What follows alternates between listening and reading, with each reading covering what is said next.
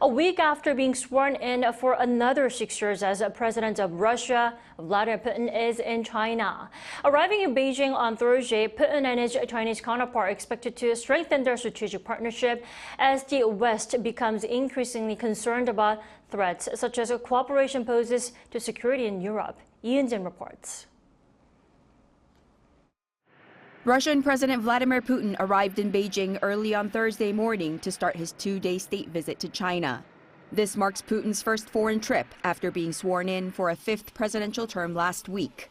In an interview with China's Xinhua news agency, Putin highlighted that the relationship between the two countries has reached its highest level ever, while praising his Chinese counterpart for helping to build a strategic partnership.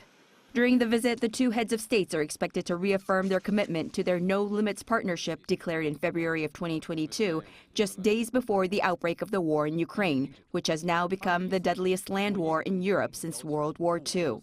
Not only has China refused to condemn the war in Ukraine, but with increasing sanctions from the United States and its ally states, Russia has become more dependent on China, making the two countries the most powerful geopolitical rivals of the U.S.